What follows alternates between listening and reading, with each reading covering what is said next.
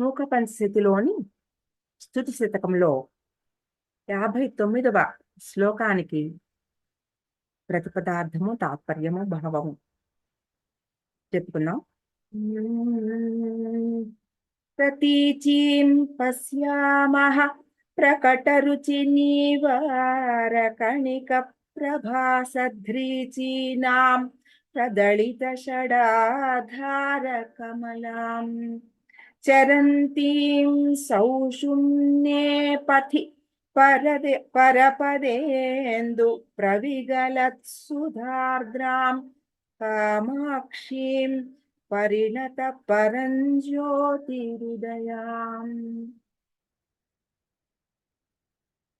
ప్రతీచీం అత్యంతము భేదములైన, ఆంతరమైన అనిచ్చారు. ఆంతరమైన అంటే డిఫరెంట్ గా, అన్నిటికీ డిఫరెంట్ గా అన్నమాట. అత్యంతము భేదం, అన్నిటికన్నా భేదమైన అది. ప్రకట రుచి నీవారకణిక ప్రభాసధ్రీచీనాం స్పష్టమైన కాంతి గల నివ్వరిగింజ కాంతితో సమానమైన. నివ్వరిగింజ అంటే వరిగింజ అంటే వైల్డ్ గా పెరిగిన, ఒక అడవిలో పెరిగిన ఒక వరిగింజ యొక్క, ఆ వరిగింజ కింద కింద ఒక ముళ్ళలాగా ఉంటుంది. వడ్ల గింజ చూస్తే దానికి ఒక ముళ్ళు, అటువంటి దానికి ఒక గోల్డ్ కలర్ లో ఉంటుంది ఆ వరిగింజ చూస్తే. ఆ గోల్డ్ కలర్ కాంతి అన్నమాట. ఆ కాంతితో సమానమైన ప్రదళిత షడాధార కమలాం వికసింపజేయబడిన 6 ఆధార కమలములు గల సౌషుమ్నే సుషుమ్నా నాడికి చెందిన పథి మార్గమున చరంతీం విహరించుచున్న పరపదేందు ప్రవిగల సుధార్ద్రాం పరమపద చంద్రుని నుండి స్రవించు అమృత రసముచే తడిసిన పరిణత పరంజ్యోతిరుదయాం పరిణమించిన పరంజ్యోతి యొక్క ఉదయ కాంతులు గల కామాక్షీం కామాక్షీదేవిని పశ్యామః దర్శించుచున్నాము. అటువంటి ఒక కాంతితో ఉన్న ఆ అమ్మవారిని నేను చూస్తున్నాను అన్నాను. ఈ ప్రతీచీం అనే మాట అంటే అత్యంతము భేదమైన, అంతరమైన అన్న అంటే చాలా డిఫరెంట్ అన్నమాట. ఇప్పుడు అసలు దీనికి ఒక భావం మామూలుగా చెప్పుకుంటే తాత్పర్యంగా సర్వాంతరయైన అంటే అన్నిటికీ భేదంగా ఉన్న నీవార బీజము వంటి తనుత్వ కాంతులు గల మూలాధారాది షట్కములముల ఆధారములుగా గల సుషుమ్నా మార్గమున విహరించు సహస్రార చంద్రుని నుండి స్రవించు అమృతధారచే ఆర్ద్రయైన పరంజ్యోతి యొక్క ఉదయముగా పరిణమించు కామాక్షీదేవిని చూచుచున్నాము. పశ్యామః చూచుచున్నాము అని చెప్తున్నారు. అయితే అన్నిటికన్నా భేదమైనది అంటున్నాం. అన్నిటికన్నా భేదమైనది ఏమిటది? ఆత్మ అన్నిటికన్నా భేదమైన, అన్నిటిలోనూ వేటితో కలవదది, అన్నిటికన్నా డిఫరెంట్ అది. అది ఆత్మ అన్నిటికన్నా భేదమైందని ఉపనిషత్ చెప్తోంది. అన్నిటికి భేదములైన వాటి అన్నిటికన్నా కూడా భేదంగా ఉండేది దానికి ప్రతీచి అనే ఆ పదం చెప్పారు. ఈ బ్రహ్మాండంలో మన దేహం ఒక పిండాండం. బ్రహ్మాండం, పిండాండం అంటే మ్యాక్రో, మైక్రో. ఇప్పుడు ఈ బాడీలో మనకి ఇంద్రియాలు ఉన్నాయి. తర్వాత ఆ లోపల అంతఃకరణం ఉన్నది. తర్వాత దానిలో ఉన్నది ప్రత్యేగాత్మ లేక జీవాత్మ. వీటిలో అంటే ఇంద్రియాలు, వాటిలో ఉన్న అంతఃకరణం, దానిలో ఉన్నది ప్రత్యేగాత్మ లేదా జీవాత్మ. ఈ కఠోపనిషత్తు ఈ ఇంద్రియాలకి వీటికి గురించి ఒక మాట చెప్పింది. పరాంచిఖాని అని ఒక మాట చెప్పింది. పరాంచిఖాని దీని అర్థం ఏమిటంటే ఎప్పుడూ బాహ్యానికి దృష్టి పెట్టుకుని ఉండేవి. ఎప్పుడూ కూడా బయటకే దృష్టి కలిగినవి. మన ఇంద్రియాలన్నీ అంతే కదా. ఎప్పుడూ కళ్ళు తెరిచి ఉన్నంతసేపు బయట వైపుకే దృష్టి ఉంటుంది. చూస్తూనే ఉంటాం. అది చూస్తుంటాం, ఇది చూస్తుంటాం, వింటూ ఉంటాం. ఏదో ఒకటి చెవిలోకి వినపడుతూ ఉంటాయి. ఏదో వాసనలు వస్తూ ఉంటాయి. నోటికి ఏదో ఒకటి తెలుస్తూ ఉంటుంది. కనీసం ఏది లేకపోతే లోపలికి లాలాజలమైనా ఊరుతూ ఉంటుంది, మింగుతూ ఉంటాం.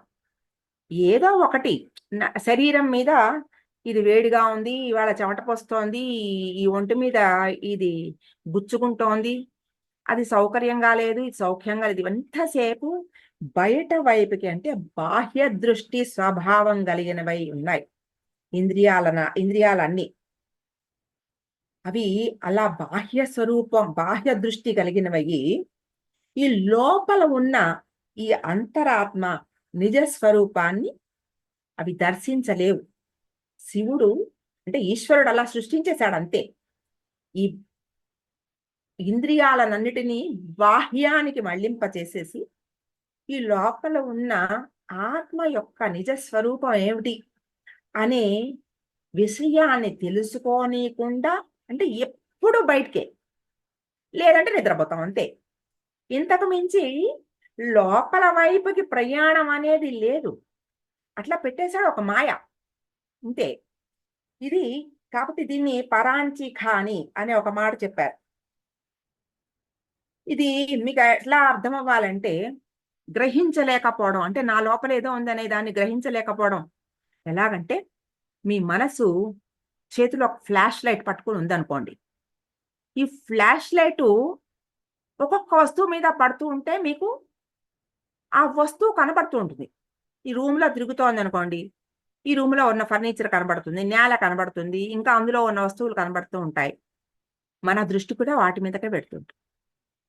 కానీ మనస్సు ఆ ఫ్లాష్ లైట్‌ని దేనైతే పట్టుకుని ఉందో అది దాని మీదకి ప్రసరించుకోదు. దాని మీదకి ఆ లైట్ వేసుకోదది. ఆ లైటు బయట వస్తువులనే చూపిస్తోంది. ఎప్పటిదాకా అయితే ఆ ఫ్లాష్ లైట్ పట్టుకున్నది ఏది, దాన్ని చూడాలనే ఒక భావము జీవిలో లేదో, పరాంచిఖాని ఎంతసేపు బాహ్య దృష్టే. ఇది ఈ ఫ్లాష్ లైట్ గనక నా మనసే ఇదే, అసలు ఆ లైట్‌ని చూపిస్తున్నదే అది. కాబట్టి ఈ లైట్ చూపిస్తున్నది ఏదో దాన్ని నేను చూడాలి అని అనుకుంటే 57వ శ్లోకంలో మనం చెప్పుకున్న అమ్మవారు ఇచ్చే ఒక దృష్టి, ఆ దృష్టే మనకి ప్రసాదిస్తే, ఆ ప్రసాదించిన దృష్టితో ఆత్మ అహంతని హరించి ఆవిడే మనకు ఆ దృష్టిని ప్రసాదించాలని మనం చెప్పుకున్నాం 57వ శ్లోకంలో. అలాగే ఆ జ్ఞానం ఆ కాంతిని మనస్సు మీదకి ప్రసరింపజేయగలిగితే అప్పుడవి అంతర్ముఖమయ్యి ఆత్మ దర్శనం చేసుకోగలుగుతాయి. 5 ఇంద్రియాలని కూడా నియంత్రించేది మనస్సు. ఇది ఈ మనస్సుని మనం చూసుకోలేకపోవడం అనేది జన్మాంతర సమస్యట. అంటే ఈ ఒక్క జన్మల్లో వచ్చింది కాదది. ఎన్ని జన్మల నుంచో వస్తున్నది. ఎప్పటినుంచో మనం మన ఆత్మని మనం దర్శించలేకపోతున్నాం. కాబట్టి ఇక బయట వైపుకే నియంత్రిస్తూ ఉంటుంది. ఇలాగ పెట్టేసి ఈశ్వరుడు మనని ఒక మాయలో పెట్టేశాడనమాట. ఈ ఇంద్రియాల సహాయంతో జీవాత్మ ఆ సమస్త విషయాలని అనుభవిస్తూ దానికి ఒక భోక్తగా ఉంది. భోక్త అంటే ఏమిటి? దేన్నైతే మనం తింటామో లేదా అనుభవిస్తామో ఉపాధిగా అంటే ఒక ఆధారంగా ఉంది. వీటన్నిటినీ అనుభవించేందుకు ఈ 5 ఇంద్రియాలని ఉపయోగించుకుంటూ ఈ జీవాత్మ ఒక ఆధారంగా ఉన్నది. ఈ ఈ ఆధారంగా ఉన్నది తన స్వస్వరూపాన్ని మాత్రం చూసుకోలేకపోతోంది. నేనేంటి ఇప్పుడు మనని మనం అద్దంలో చూసుకుంటాం. మనకు మనం కనపడతాం. కానీ ఆత్మని అలా అద్దంలో చూసుకోగలిగిన శక్తి లేదు కదా! కాబట్టి ఈ ఆత్మని చూసుకోగలిగిన శక్తి, ఆ జీవాత్మని, ఆ శుద్ధాత్మని ఏదైతే అన్నిటికీ కూడా బేస్‌గా ఉన్నది అదే. అది ఉండబట్టే ఏదైనా నడుస్తున్నాయి. అసలు ఈ ఇంద్రియాల అనుభవాలన్నీ వీటన్నిటికి కూడా అదే ఆధారం. కానీ ఆ ఆధారాన్ని మాత్రం మనం పట్టుకోలేకపోతున్నాం. అది. ఇప్పుడు, ఇప్పుడు నేను చెప్తూ ఉంటా చూడండి. చీకటిగా ఉన్న గదిలో లైట్ వేయంగానే అడిగారనుకోండి, "నీకేం కనపడుతోంది?" అంటే ఫస్ట్ వస్తువులే చెప్తారు తప్ప ఎవరైనా లైటు అని ఎవరు చెప్పరు. వచ్చింది లైటు. వెలుగొచ్చింది లైట్ వల్ల. ఫస్ట్ లైట్‌ని మాత్రం మనం గ్రహించం. చుట్టూ ఉన్న వస్తువులను అడగండి ఎన్ని వస్తువులైనా చెప్తారు. అక్కడ 100 వస్తువులుంటే 100 వస్తువులు చెప్పగలుగుతారు గానీ, వీటన్నిటికీ ఆధారభూతమైన లైటు అనే విషయం మాత్రం చెప్పలేం మనం. అది మాయ. అటువంటి ఆ ఆధారభూతమైన ఆ జీవాత్మని తన ఆహ్, శుద్ధ ఆత్మని స్వస్వరూపంగా అంటే, ఆ రూపమే నేను, ఆ రూపమే అమ్మవారు అనే ఒక భావాన్ని చూడగలగడం. అది ఇక్కడ మూక మహాకవి పశ్యామహ అని చెప్తున్నారు. నేను చూశాను అని చెప్తున్నారు. ప్రతీచీం పశ్యామహ అని ఇక్కడ ఆ 2 మాటలతో చెప్పారు. అంటే అంత గొప్పదైన ఒక అనుభవాన్ని ఆయన పొందారంటే లోపల ఉన్న ఆత్మ సందర్శనం ఆయనకి అయిందనమాట. అన్నిటికీ భేదంగా తన లోపల ఉన్న ఆ ప్రత్యేగాత్మ, ఆ కామాక్షి స్వరూపాన్ని ప్రత్యేగాత్మ అంటే ఏమిటి? పరమాత్మగా ఉన్న ఆ కామాక్షి అనే నామం కలిగిన ఒక ఆ పరంజ్యోతిని చూస్తున్నాను అని చెప్తున్నారు. ఇక్కడ ప్రత్యేగాత్మ అంటే ప్రత్యక్. ఆ ప్రత్యక్ అనేది పుల్లింగ శబ్దం అయితే, ప్రతీచీం అనేది స్త్రీలింగ శబ్దంగా ఇక్కడ వాడారు. అమ్మవారు స్త్రీలింగంగా అలా వాడుతున్నారనమాట. ఈ ఆత్మ అన్నిటికీ లోపల ఉన్న సూక్ష్మమైన బుద్ధి ఉపాధిగా అంటే ఆధారంగా కలిగి దాని లోపల ఉన్నది. మళ్ళా అర్థం చేసుకోండి. ఆత్మ సూక్ష్మాతి సూక్ష్మమైన బుద్ధి, ఇంద్రియాలు, ఆ తర్వాత అంతఃకరణం, బుద్ధి. ఆ బుద్ధి లోపల ఉన్నది ఆత్మ. అంటే కనబడని దానికన్నా కనబడంది. సూక్ష్మాతి సూక్ష్మమైనది. అది అణువు కన్నా కూడా చిన్నది. అణోరణీయాన్ మహితో మహీయాన్ అని చెప్తారు కదా! అణువు కన్నా చిన్నది. మహిమాన్వితమైన ఎంత పెద్ద గొప్ప విషయమో దానికన్నా మహిమాన్వితమైనది. అటువంటిది ఇది. దీనికి ఎలా చెప్తారు అంటే, వాలాగ్ర శతభాగస్య శతధా కల్పితస్య చ జీవో భాగస్య విజ్ఞేయః. అంటే ఒక కేశము వెంట్రుక చివర ఎంత సన్నగా ఉంటుంది, దానికి నూరో వంతు జీవాత్మ ఉంటుందిట. ఆ జీవి. అటువంటి ఆ పరిమాణం కలిగిన వాడు జీవి. వెంట్రుకలో ఉన్న ఆ చివరి భాగంలోని 100వ వంతులో 100వ వంతు. అది ఆ పరిమాణం జీవి యొక్క పరిమాణం. అటువంటి ఆ అణువులోని అణువు మహితో మహీయాన్ అంత గొప్పదైనది ఒక జీవాత్మ అయితే దానిని మించినది ప్రత్యేగాత్మ స్వరూపం. ఇది కాకుండా మిగతావన్నీ పరాక్కులు అంటే పరాంచిక అంటే ఏవి వీటికి సంబంధించినవి కదా! బుద్ధి, ఇంద్రియాలు, ప్రాణాలు ఇవన్నీ మనం చెప్పుకున్నాం ఇంతకు ముందర శ్లోకాల్లో గూడా. ఇవన్నీ కూడా వీటికి దీనికి సంబంధించినవి కావు. అవన్నీ అంటే మనం పొట్టు ఒలిచేస్తే తీసేస్తూ ఉంటే మిగిలేదేదుందో అదనమాట. ఈ బయటవన్నీ తీసేస్తే స్థూల శరీరం, సూక్ష్మమైన ఆ కర్మేంద్రియాలు, పంచేంద్రియాలు, బుద్ధి, మనసు, అంతఃకరణం ఇవన్నీ కూడా వదిలేస్తే, అహంకారం ఇవన్నీ వదిలేస్తే ఏది మిగిలిందో అది ఎంత చిన్నదో అంత గొప్పది. అన్నిటికీ భేదమైనది. ఇవేవి దానికంటావు. అదే ప్రతీచి. అటువంటి భేదమైన వాటన్నిటికంటే, అంటే ఇప్పుడు భేదమైనది ఒక్కటి మనం జీవాత్మ అని చెప్పుకున్నాం. దీనికన్నా భేదమైనది అమ్మవారు. దీనికన్నా భేదమైనది ఆ ప్రత్యేగాత్మ, ఆ ప్రతీచి. అటువంటి ఆసక్తి ఆవిడ సర్వ అంటారు. అంటే అన్నిటికన్నా పర అని చెప్పుకున్నది బ్రహ్మాండాన్ని అంతటికీ కూడా అవతల ఉన్నది ఏదో, వీటన్నిటిలో లేనిది ఏదో, అదే పర, అదే పరాశక్తి, అదే పర, ఆ పరంజ్యోతి. ఆ మిగిలినవన్నీ కూడా బాహ్యాలే. ఇవేవి దీనికి కనెక్టెడ్ కాదు. ఇది చాలా అంటే డీప్ సబ్జెక్టు, కొంచెం డ్రై సబ్జెక్ట్ కూడా. బాగా అర్థం చేసుకోవాలంటే మనకి సంబంధించినవి ఇవన్నీ నేను అనుకున్న ఈ స్థూల శరీరం. అంటే నేను నేను పొట్టి, నేను పొడుగు, నేను లావు, నేను సన్నం. ఇది స్థూల శరీరానికి సంబంధించిన ఇది బాహ్య దృష్టి. కాకుండా నాకు కనబడుతోంది, నేను చూస్తున్నాను, నేను వింటున్నాను. నా ప్రాణాలు, నా కష్టం, నా సుఖం ఇవన్నీ ఇంద్రియాలు. స్థూలం నుంచి సూక్ష్మం.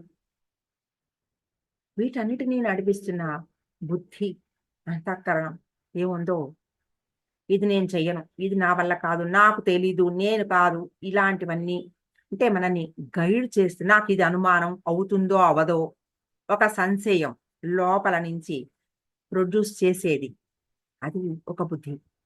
దానికన్నా అవతల ఒక అజ్ఞానం. వీటన్నిటిలోనూ మనల్ని పడేస్తూ ఉన్న అజ్ఞానం కారణ శరీరం. మూడోది స్థూల, సూక్ష్మ, కారణ. ఇవి ఏవి కానిది ఏది ఉందో అది ఆత్మ, అది జీవాత్మ. ఈ జీవాత్మ మైక్రో అయితే మ్యాక్రోలో ఉన్నది ప్రత్యేగాత్మ, అదే ప్రతీచి. ఇది ఆయన పశ్యామహ అని చెప్పారు. ఇటువంటి ఆ ఆత్మ సందర్శనాన్ని నేను పరమాత్మ యొక్క ఆ సందర్శనాన్ని నేను చేశాను అని చెప్పారు. ఆవిడ ఆయన తన బుద్ధితో ఆవిడని దర్శనం చేసి ఆవిడ ఎలా ఉంది అని చెప్తున్నారు. ప్రకట రుచి నీవారకణిక ప్రభాసధ్రీచీనాం. ఎలా ఉంది ఆవిడ, ఆ వెలుగు ఎలా ఉంది మనకు తెలియదుగా, మనం చూడలేం. ఆయన చూశారు, చూసిన దాన్ని వర్ణిస్తున్నారు.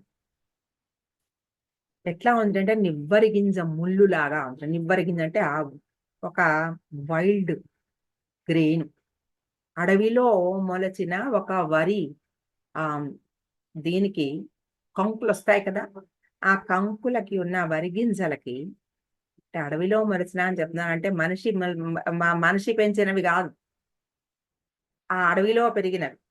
అంటే దానంతట అది స్వైరంగా దాని స్వతహాగా దాని దీంతో పెరిగి ఉంటారు అనమాట. అటువంటి ఆ నివ్వరి గింజ ఎలా ఉంటుందంటే నీవారసూకవత్ తన్వి పీతాభాస్వత్యనూపమా. నీవా అంటే మంత్రపుష్పంలో వస్తాయి మీకు ఈ శ్లోకాలు.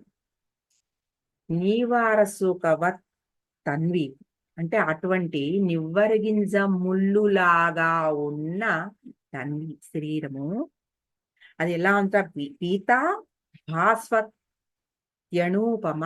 పీతాభాస్వత్ అంటే అటువంటి బంగారు రంగులో మెరిసిపోతూ, అనూపమ అణువు కన్నా ఇంకా చిన్నదైనది, అటువంటి పచ్చని కాంతి గలది, అణువులతో సమానమైనది, నివ్వరిగింజ ముళ్ళు వలె సన్ననైనది.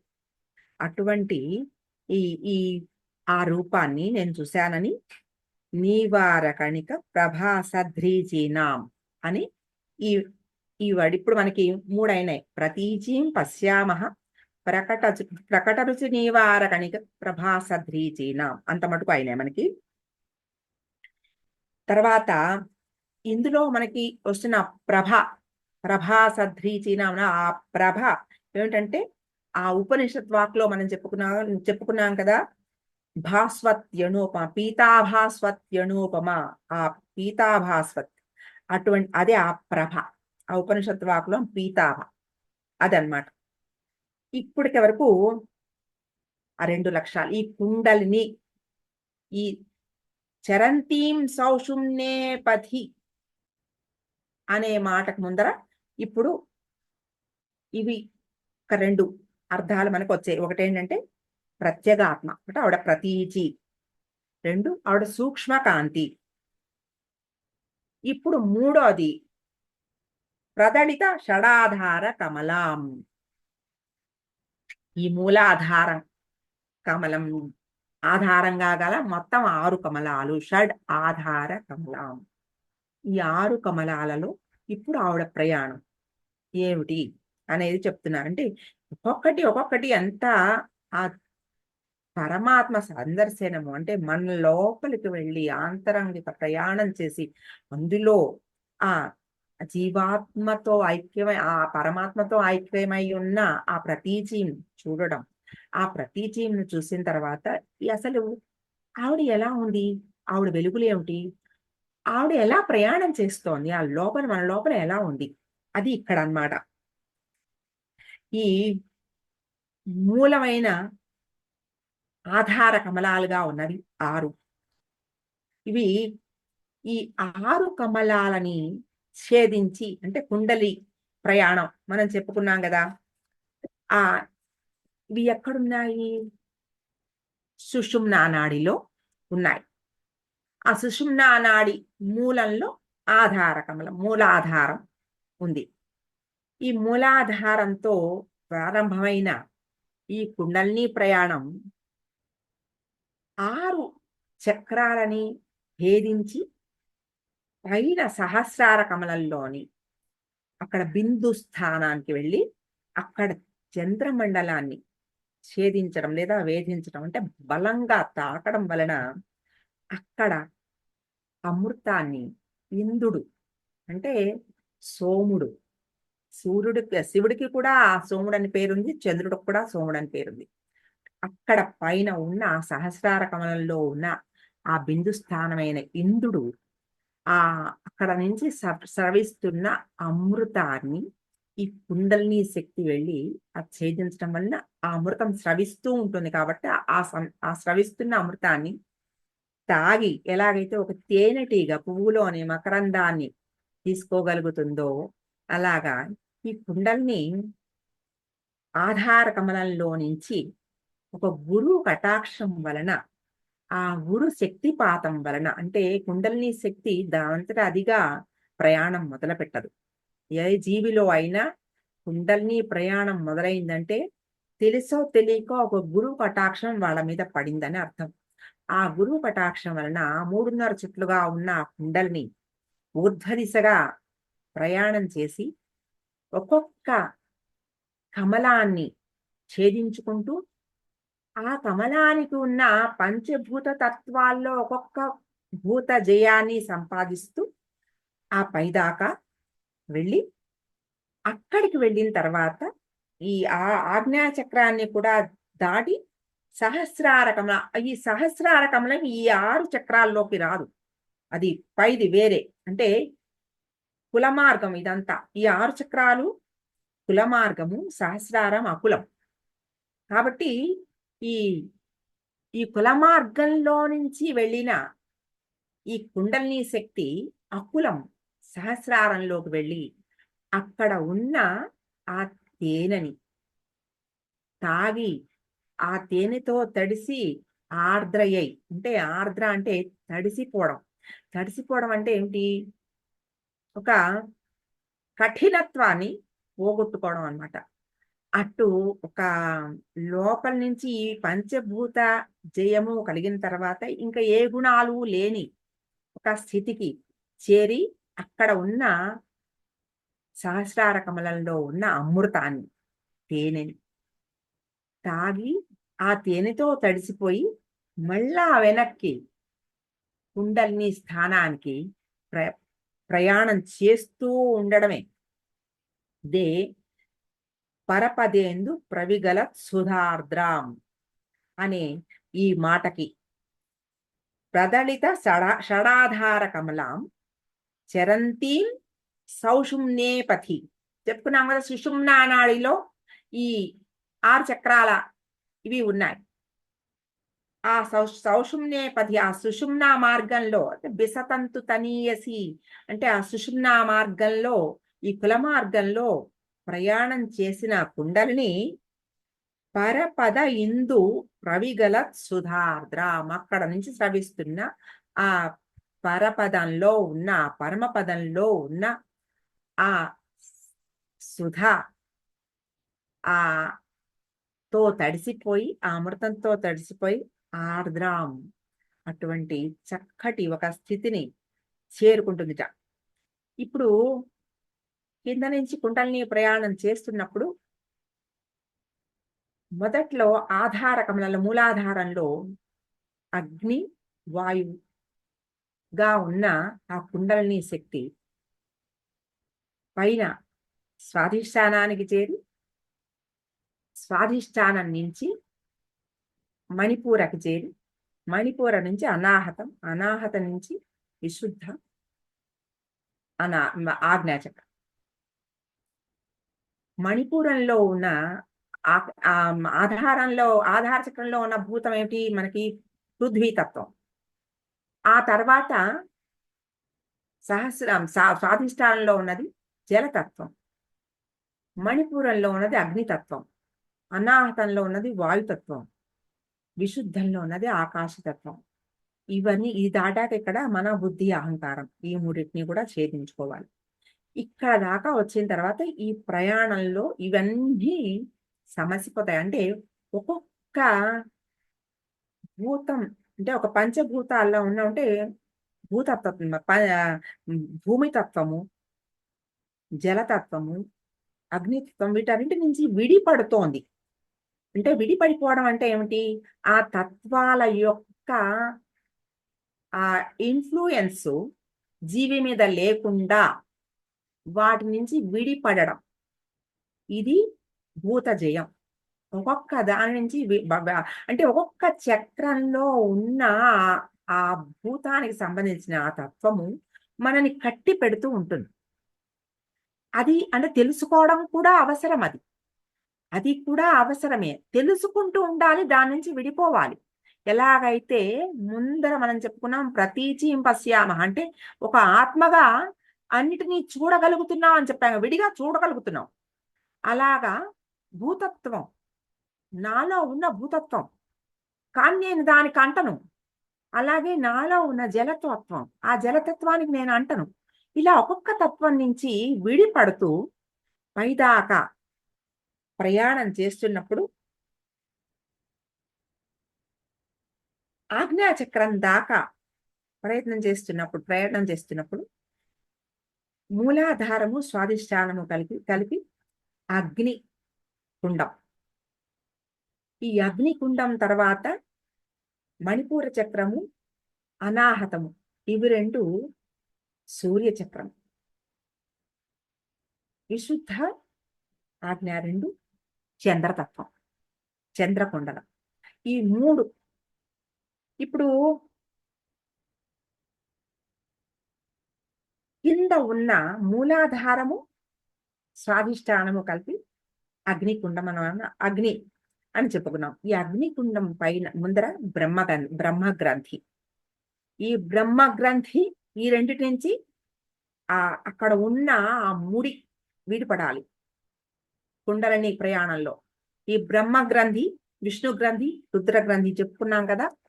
అట్లా సూర్యకుండం విష్ణు గ్రంథి, ఆ పైన ఉన్నది రుద్రగ్రంథి. ఈ మూడిటిని ఛేదించుకుంటూ ఆ పైకి వెళ్ళిన ఈ కుండలిని శక్తి ముందర జీవరూపిణిగా ఉండి ఆజ్ఞాచక్రం దాకా వెళ్ళాక సహస్రారం చేరినప్పుడు శివరూపిణిగా, శివశక్తిగా, శివునితో కలిసి శివశక్తి ఆయుక్తో కలుస్తుంది అనమాట. అటువంటి శివైక్యాన్ని పొందుతూ ఉంటుంది. ఈ ఎప్పుడైతే శివైక్యం యొక్క ఈ సంయోగము ఆనందము ఆ సుధార్ద్రం అనుభవిస్తోందో కుండలిని అనుక్షణం దానికి జ్ఞానం తెలిసినప్పటి నుంచి ఎప్పుడు ఆ కుండల్ని ప్రయాణం సాగిస్తూనే ఉంటుంది అనమాట. ఎలాగైతే దాహం వేస్తుంటే ఎంత తొందరగా మంచినీళ్ళు తాగుదాం అనిపిస్తూ ఉంటుంది కదా. మాటి మాటకి దాహం వేస్తూ ఉంటే ఎంత దాహం వేస్తే అన్నిసార్లు మంచినీళ్ళు తాగాలనిపిస్తూ ఉంటుంది. అలాగా లోపల ఒక దప్పిక కుండలినికి ఎప్పుడైతే ఈ ఆనందం తెలిసిందో, అంటే దాహంగా ఉన్నప్పుడు మంచినీళ్ళు తాగితే ఎటువంటి ఆనంద స్థితి ఉంటుంది, అటువంటి ఒక ఆనంద స్థితి అమృత స్రావంతోటి అమృత పానంతోటి కలుగుతుంది. కాబట్టి ఈ కుండల్ని జీవాత్మగా కింద నుంచి ప్రయాణం చేసి పైకి వెళ్ళి ఆ ఆ శివ సాయుధ్యాన్ని పొంది, అంటే అక్కడ శివ ఐక్యాన్ని పొంది ఆ అమృత పానాన్ని ఎప్పుడూ చేస్తూ ఉంటుంది. ఇది సౌషుమ్నే పథి చరంతీం. అది ఈ మాటకి ఇప్పటిదాకా మనం చెప్పుకున్నవి ఏమేమిటంటే ప్రతీచీం పశ్యామః ప్రకట రుచి నీవారకణిక ప్రభాసధ్రీచీనాం ప్రదళిత షడాధార కమలాం చరంతీం సౌషుమ్నే పథి పరపదేందు ప్రవిగలత్ సుధార్ద్రాం. పరపద ఇందు, అక్కడ పరమపదంలో అంటే సహస్రార కమలంలో ఉన్న ఆ పరమపదాన్ని చేరి అక్కడ ఆ ఇంద్రుడు సోముడు స్రవిస్తున్న ఆ అమృతాన్ని పొంది ఆర్ద్రాం, అటువంటి ఒక ఆర్ద్రతని పొంది తర్వాత ఇలాంటి ఈ ప్రయాణం చేసేవాళ్ళు అంటే సాధారణంగా మనం చెప్పుకుంటున్నాం, వింటూ ఆనందాన్ని అనుభవిస్తున్నాం. కానీ యోగులు ఉంటారు, వాళ్ళు అనుక్షణం ఆ ఆనంద సాగరంలో మునిగి ఉంటారు. వాళ్ళు ఎప్పుడూ ఒక అనుభూతిని పొందుతూ ఉంటారు, చేస్తూ ఉంటారు అటువంటి కొండల్ని సాధన. ఆ అనుక్షణము ఆ శివైక్యాన్ని పొంది ఒక ఆనందంతో ఉంటారు వాళ్ళు. ఈ ప్రయాణంలో కుండలిని శక్తి యొక్క ఆ ప్రయాణాన్ని చాలా బాగా వర్ణన చేశారు. ఎలాగంటేట కింద నుంచి ప్రయాణం చేస్తున్నప్పుడు ముందర 2 బ్రహ్మగ్రంథి దగ్గర ఎలా ఉంటుంది ఆ కుండలిని శక్తి, ఒక కుమారి లాగా ఉంటుంది. అంటే ఒక పెళ్లి కాని ఒక కుమారి, ఒక చిన్న పడుచు అలా ఉంటుంది. అక్కడ నుంచి మణిపూర అనాహత దగ్గరికి వచ్చినప్పుడు యోషిత్తు అంటే పెళ్లి చేసుకుని పుట్టింటిని విడిచి మెట్టింటికి వెళ్ళే ఒక స్త్రీ లాగా ఉంటుంది. ఒక ఆ స్త్రీ అది ఒక ఒక చిన్న శబ్దం ఉంటుంది. ఆ శబ్దం ఎలా ఉంటుందంటే పుట్టింటిని విడిచిపెట్టి వెళ్ళిపోతున్నాను అనే ఒక బాధ. ఎలాగైతే పెళ్ళి అయిన ఒక స్త్రీ ఆ కన్య నుంచి ఒక వివాహితగా మారిన ఒక స్త్రీలో ఎటువంటి భావం ఉంటుందో, ఒక దుఃఖం. మళ్ళా నేను అమ్మ దగ్గరికి రాను, ఇదంతా నా ఇల్లు మారిపోయింది అనేది ఒక భావం లోపల నుంచి వస్తూ ఉంటుంది కదా. అటువంటి ఒక రోదన ఉంటుంది అనాహతం దాకా వెళ్ళాక. అక్కడ ఒక ఒక పరిణతి చెందిన ఒక స్త్రీగా అక్కడ ఆవిడ పతివ్రతగా మారుతుంది. అంటే అక్కడికి వెళ్ళిన తర్వాత ఆ ఇల్లు తనది అయిపోయి తనదిగా చేసుకుని అక్కడే ఉంటూ, అంతే. ఇప్పుడు చూడండి, పెళ్ళి అయిన వెంటనే ఎప్పుడెప్పుడు మళ్ళా పుట్టింటికి వెళ్దామా, ఎప్పుడు పంపిస్తారా, మనం ఎప్పుడు వెళ్ళిపోదామా అనే ఒక అమ్మ నాన్నని చూడాలి, అక్కడ అందరు మన వాళ్ళందరూ ఉంటారు, అక్కడికి వెళ్ళిపోవాలని ఒక భావం బాగా వస్తూ ఉంటుంది. అదే కొంతకాలం అయిన తర్వాత కొన్ని బాధ్యతలు స్వీకరించిన తర్వాత సంతానం అయిన తర్వాత రాలేనమ్మా, ఇప్పుడు నేను వస్తే చాలా అమ్మ పిలుస్తూ ఉంటుంది. రాలేదే, నువ్వు రాలేదు, ఎంతకాలం అయింది, ఒక్కసారి రా అని పిలుస్తూ ఉంటుంది. లేనమ్మా, రాలేనమ్మా, చాలా బాధ్యతలు, పిల్లలకి స్కూళ్ళు, ఆయనకు ఆఫీసు, నాకు పనులు, నేను రాలేను ఇప్పుడు, వస్తాలే ఎప్పుడో అప్పుడు అంటే కొంత ఆ భ్రమ తగ్గిపోయి ఇటువైపు భ్రమలోకి వెళ్ళిపోతుంది. అంటే ఆ ఊర్ధ్వ మార్గంలోకి. ఒక ఎగ్జాంపుల్గా అలా చెప్పారు. ఒక కన్యగా ఒక కుండలిని ప్రయాణము, ఒక స్త్రీ ప్రయాణం, ఒక కన్య నుంచి వివాహితగా మారి, వివాహిత నుంచి పతివ్రతగా మారి, ఎలాగైతే ఆ శివైక్యం చెందుతుందో ఆ ప్రయాణాన్ని ఇంత బాగా, చాలా బాగా ఆ ఆ ఎగ్జాంపుల్ చెప్పారు అలాగా. అటువంటి ఈ కుండలిని ప్రయాణం ఇహ శివైక్యం చెందిన తర్వాత అప్పుడు పైకి కిందకి ఇహ ప్రయాణం సర్వసాధారణం సామాన్యం అయిపోతుంది. ఇంకా ఆ వెళ్ళే వరకు ఉన్న ఒక ఆ తపన, ఆ స్పీడు ఇంకా నెమ్మదిగా ఆ ఒక పరిణతి చెంది, ఆ పరిణతి చెందిన ప్రయాణము ఎలా ఉంటుందంటే చాలా స్థిరంగా, హడావుడి లేకుండా పైనుంచి కిందకి, కింద నుంచి పైకి చాలా స్థిరంగా, స్థిమితంగా జరుగుతూ ఉంటుందన్నమాట. అటువంటి ఈ కుండల్ని కింద నుంచి పైదాకా తీసుకెళ్తూ ఎప్పుడూ అటువంటి ఆనంద స్థితిలో ఉండగలిగిన వాళ్ళు యోగులు. వాళ్ళు శివస్వరూపులే వాళ్ళు. అంటే ఎప్పుడు శివుడితో కలిసి అలాగే ఒక ఆనంద స్థితిలో ఉంటారు. ఇప్పుడు ఈ బ్రహ్మగ్రంథి అంటే స్థూల శరీరాభిమానం చెప్పాను కదా ఇందాక. అది అది ఛేదించినప్పుడు ఈ స్థూల శరీర అభిమానం తగ్గిపోతుంది. నేను ఇలా ఉన్నాను, నేను అలా ఉన్నాను, నాకు ఇలా లేదు, నాకు అట్లా కాదు అనే ఆ భావాలు తగ్గిపోతాయి. తర్వాత సూర్యమండలం, విష్ణు గ్రంథి ఇది సూక్ష్మ శరీర అభిమానం. అది కర్మేంద్రియాలు అవి చేసే ఒక నాటకం. ఈ బుద్ధి ఇష్టం వచ్చినట్టుగా ఏవేవో ఆలోచనలు, వీటన్నిటి మీద ఒక ఆధిక్యత వస్తుంది. అది సూక్ష్మ శరీర అభిమానాన్ని పోగొడుతుంది. విష్ణు గ్రంథి ఛేదనం.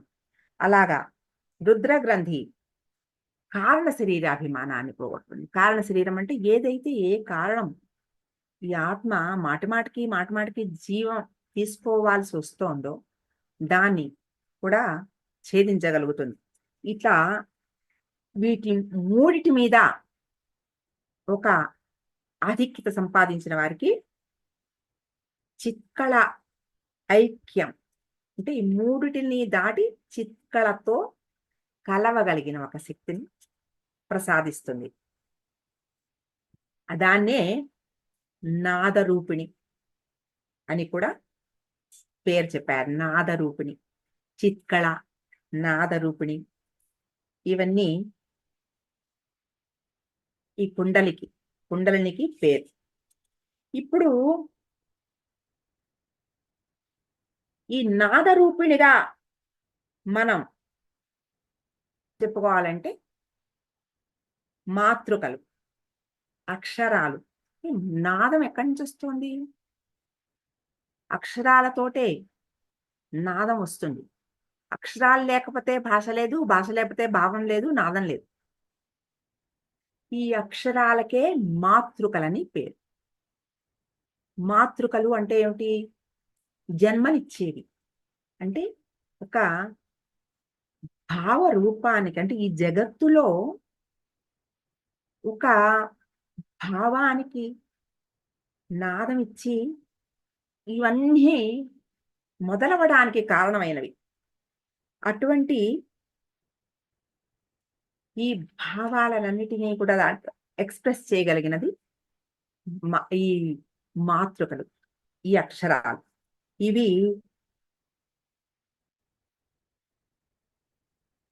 కింద నుంచి చెప్పుకుంటే ఒక్కొక్క చక్రం దగ్గర కొన్ని దళాలు, కొన్ని అక్షరాలు. అది మూలాధారం చతుర్దళం అంటే 4. అక్కడ 4 అక్షరాలు ఏమేమిటి? వ, శ, ష, స. స్వాధిష్టానము 6 దళాలు. బ, భ, మా, యా, రా, ల అంటే కింద నుంచి మనం పైనుంచి అక్షరాలు అనమాట. ఆ నుంచి మొదలై కిందకి మూలాధారం దాకా యారా లావా శేషాస అని చెప్పాను, యారా లావా అని చెప్పాను కదా. అట్లాగా కింద నుంచి ఇప్పుడు చెప్పుకుంటూ వస్తున్నాను నేను. మూలాధారం ఏమో 4 వా, శ, ష, స. స్వాధిష్టానము 6, బా భ మా యా రా ల.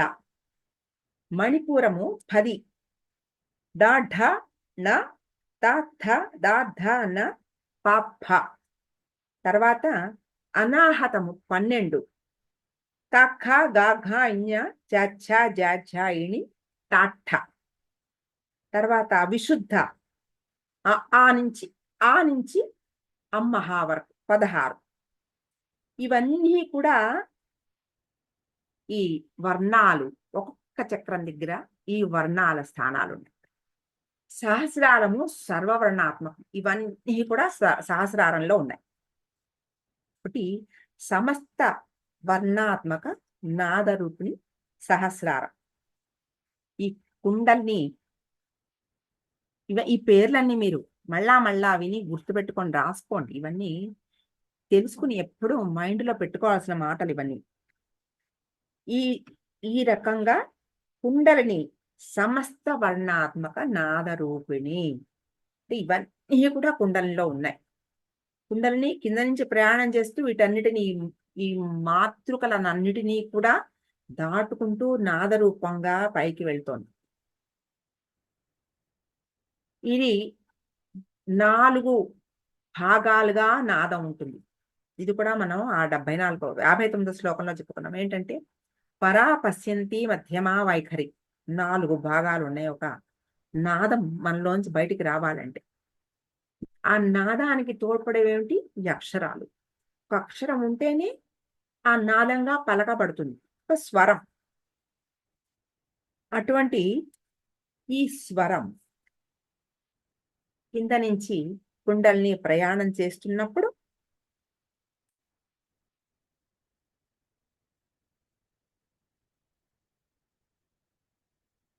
పర పశ్యంతి మధ్యమ వైఖరిగా బయలుదేరుతుందని చెప్పుకున్నాం.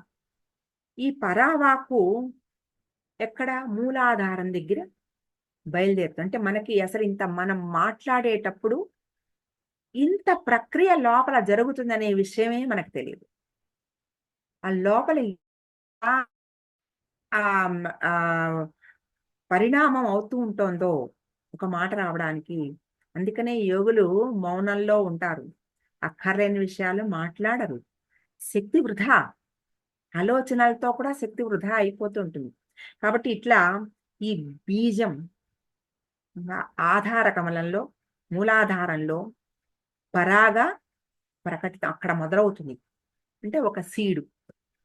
ఈ సీడు పైకి వచ్చినప్పుడు స్వాధిష్టానాన్ని దగ్గరికి వచ్చాక కొంచెం ఉబ్బుతుంది. అంటే జలతత్వం కదా అక్కడ నీటిని పీల్చుకున్నట్టు ఉబ్బుతుంది అనమాట. అంటే మనం మాట్లాడుకోవాల్సిన మనం అనాలనుకున్నామో పైకి కొంచెం వచ్చి పెద్దదవుతుంది. మన భావం ఏముందో అది పెద్దదవుతుంది స్వాధిష్టానం దగ్గరికి వచ్చేప్పటికి. ఉబ్బి మణిపూరం దగ్గరికి వచ్చేటప్పటికి అది పశ్యంతిగా మారుతుంది. అది ఏమిటవుతుంది? ఒక విత్తనము 2గా చీలుతుంది. మీరు ఒక మొక్కని నాటితే, ఒక బీజాన్ని నాటితే ముందర అది ఉబ్బుతుంది. రెండోది ఏమిటంటే, ఇప్పుడు శనగ గింజ ఉందనుకోండి, 2 డిప్పలుగా వస్తాయి, 2 భాగాలుగా వచ్చి ఆ మధ్యలో నుంచి కిందకి వేరు, పైకి మొక్క మొదలవుతాయి, ఆ చిగురు. కాబట్టి అక్కడ పశ్యంతి మణిపూరంలో పశ్యంతిగా అంటే 2 భాగాలుగా అవుతుంది. 2 భాగాలుగా చేరి అది పశ్యంతి. ఈ పశ్యంతి అనేది కనపడుతుంది. అంటే ఎవరికి? మనకి కనపడదు. కానీ మనం ఎవరినైనా దర్శించడానికి మహానుభావుల దగ్గరికి వెళ్ళినప్పుడు వాళ్ళు మనల్ని చూస్తారు. చూసి మనం ఒక్కొక్కసారి అనుకుంటాం, నేను అడగాలనుకున్న వాటన్నిటికీ సమాధానాలు చెప్పేశారు. అంటే ఇది మనలో వచ్చిన ఒక అవసరమైన ఒక జిజ్ఞాస కానీ, ఒక సందేహం కానీ అయితే అది వారు చూస్తారు, చూడగలుగుతారు. అది పశ్యంతి. వాళ్ళు చూసి మన లోపల వచ్చిన ఆ సందేహం ఏమిటో దానికి నివృత్తి వాళ్ళు చెప్పేస్తారు, దానికి ఒక సమాధానం చెప్పేస్తారు. అది యోగులు దర్శించగలిగినది పశ్యంతి. సాధారణ ఒక జీవి దర్శించలేడు. అంటే మన లోపల ఏ మాట వస్తోందో అనేది మనం గమనించుకోలేము. అదే అక్కర్లేని చెత్తంతా మాట్లాడతాం కాబట్టి, ఆ లోపల ఏం జరుగుతోందో అదంతా బయటకొచ్చేస్తుంది. వేస్ట్. అంతా వేస్ట్. చాలా జాగ్రత్తగా భావ ప్రకటన చేయగలిగిన అంటే వాళ్ళకి అందుకనే వాళ్ళకి వాక్ శుద్ధి, వాక్ సిద్ధి ఉంటాయి. కాబట్టి ఆ వాక్కు చాలా గార్డెడ్‌గా వస్తుంది వాళ్ళలో. అలాగే మనం అటువంటి గొప్పవారి సందర్శనానికెళ్ళినప్పుడు అక్కడ మనకి గూడా ఇటువంటి చెత్త ప్రశ్నలు సాధారణంగా రావు. ఆ మంచివేవో ఉంటాయి అవి వారు చూడగలుగుతారు. చూసి వాటికి సమాధానం మనకి చెప్పేస్తారు. అది పశ్యంతి స్థితి. అక్కడ నుంచి అనాహతానికి అనాహతం అంటే ఏమిటి? వినపడని ఉచ్చారణ. ఆహతం అంటే వినపడే శబ్దం. అనాహతం అంటే వినపడని శబ్దం. అటువంటి ఆ ఆ అనాహతంలో తెలియకుండా అంటే మనం ఒక మోనోలాగ్ మనం మనం మాట్లాడుకుంటూ లోపల లోపల ఏదో మనం చేస్తూ ఉంటాం ఒక లోపల ఏదో లోపల మాట్లాడుకుంటూ ఉంటాం మనం. అటువంటి ఒక భావం అనాహతం దగ్గర వస్తుంది. ఇక్కడ నుంచి అంటే పరా పశ్యంతి. ఇక్కడ మధ్యమ అనాహతం దగ్గర. ఇక్కడ నుంచి విశుద్ధిలోకొచ్చేప్పటికి వైఖరిగా అది భావ ప్రకటన అవుతుంది. అక్షర రూపం దాల్చి ప్రకటనగా వ్యక్తీకరింపబడుతుంది. అటువంటి అస్పష్టంగా వినపడేది వైఖరి. అస్పష్టంగా ఉండేది మధ్యమ. చూ యోగుల చేత చూడబడగలిగినది పశ్యంతి. బీజ స్థితిలో ఉన్నది పర. అంటే ఈ 4 దశలుగా పరిణామం చెంది వైఖరి వాక్కుగా, నాదంగా బయటకి వ్యక్తీకరింపబడుతోంది కూడా కుండలినియే. అంటే కుండలినికి ఎంత అద్భుతమైన ఇంపార్టెన్స్ ఉంది, ఎంత ప్రాముఖ్యత ఉంది. అది ఈ శ్లోకంలో బాగా చెప్పేశారు. ఇదంతా కుండలిని యొక్క ఆహ్, లోపల జరిగే ప్రయాణమే. అంటే ఏ చిన్న ఒక అభివృద్ధి మనలో వచ్చినా అది కుండలి యొక్క అభివృద్ధే అని. అట్లా ఇవన్నీ కూడా ఈ వైఖరి వాకు మాతృకా వర్ణాల నుంచే వచ్చింది. ఇందులో వాక్కు అర్థం. అర్థం లేనిది దానికి ఏమాత్రము ఇంపార్టెన్స్ లేదు. ప్రాముఖ్యత లేదు. ఒక వాక్కు ఉందంటే దానికి అర్థం ఉంది. వాగర్థావివ సంపృక్తౌ వాగర్థ ప్రతిపత్తయే. అంటే వాక్కు శక్తి అయితే అర్థం ఈశ్వరుడు. అంటే వాళ్ళిద్దరికీ అటువంటి అవినాభావ సంబంధం. కాబట్టి ఈ వాక్కు, అర్థము ఎలాగైతే కలిసి ఉన్నాయో అలాగే నాద రూపంగా వాళ్ళిద్దరూ ఉన్నారు. నాదము బయటకు వచ్చినప్పుడు ఏదైతే అర్థవంతమైన ఒక వాక్కు, ఒక అదే కుండలిని రూపంగా, శివశక్తుల రూపంగా ఉంది. కూడా ప్రదళిత షడాధార కమలాం అనేదానికి ఇంత లోపల అర్థం చెప్పారు. అంటే